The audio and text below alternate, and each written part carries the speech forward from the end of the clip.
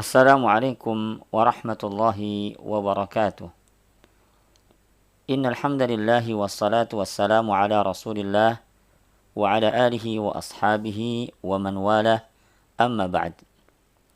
Saudara-saudaraku dimanapun Anda berada, pada kajian kali ini kita akan membahas tentang najis dan jenis-jenisnya. Najis adalah lawan kata dari toharah, yakni suci. Najis adalah istilah untuk suatu benda yang kotor secara syar'i. Diwajibkan atas setiap muslim untuk membersihkan diri dari najis dan mencuci apa-apa yang terkena olehnya.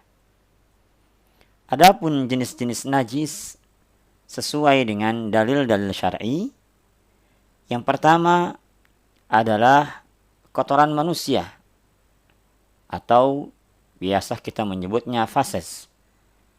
Yang kedua adalah kotoran manusia dengan jenis air seninya.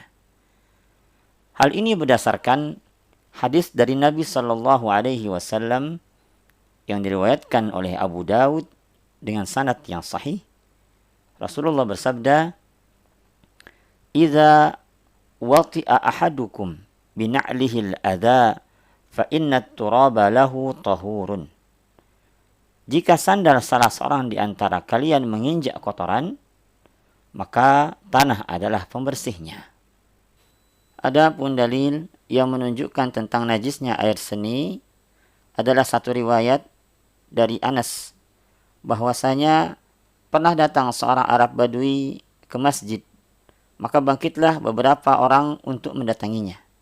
Maka Nabi Shallallahu Alaihi Wasallam bersabda, "Da'uhu wa la tazrimuhu." Biarkan dia, jangan putuskan buang hajatnya.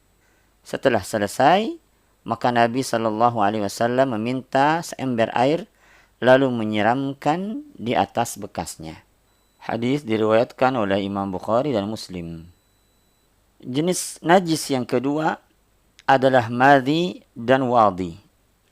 Apa itu madhi dan apa itu wadi? Madhi adalah cairan halus lagi kental yang keluar ketika syahwat sedang naik, ketika bercumbu dengan istri, ketika mengingat tentang jima atau persetubuhan, atau menginginkannya.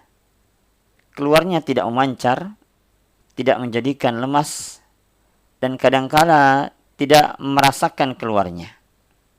Cairan ini terdapat pada pria dan wanita, dan pada wanita lebih banyak. Madhi adalah najis menurut kesepakatan ulama. Karena itu Rasulullah Sallallahu Alaihi Wasallam memerintahkan untuk mencuci kemaluan darinya. Diriwayatkan dalam Sahihain bahwa Rasulullah Sallallahu Alaihi Wasallam bersabda kepada orang yang bertanya tentang madhi. Beliau bersabda, "Yaghsilu zakarahu wa yatawadda." Hendaklah ia mencuci kemaluannya dan ia berwudu. Hadis riwayat Bukhari dan Muslim.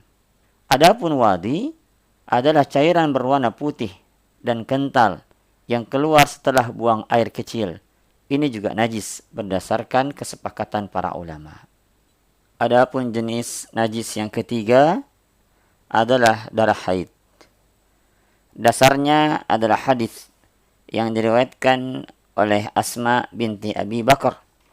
Ia berkata, seorang wanita datang kepada Nabi Sallallahu Alaihi Wasallam dan ia berkata, "Wahai Rasulullah, salah seorang di antara kami bajunya terkena darah haid. Apa yang harus dilakukannya?"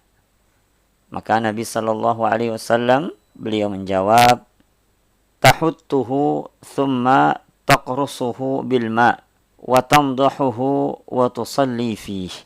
Hendaklah ia mengeriknya, kemudian menggosoknya dengan air, kemudian menyiramnya.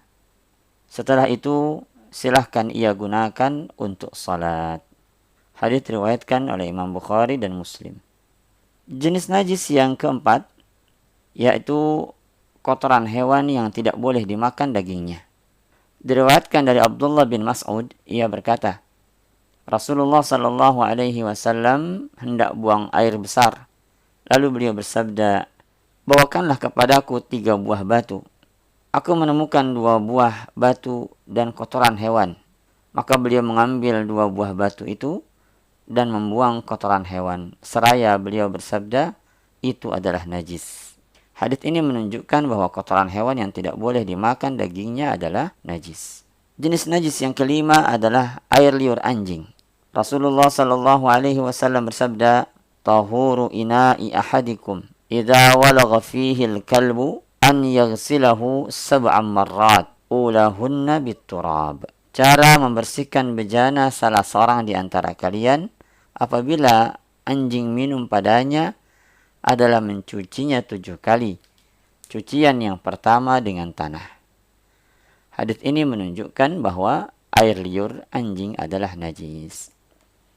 Jenis najis yang keenam adalah daging babi. Ini adalah najis menurut kesepakatan para ulama.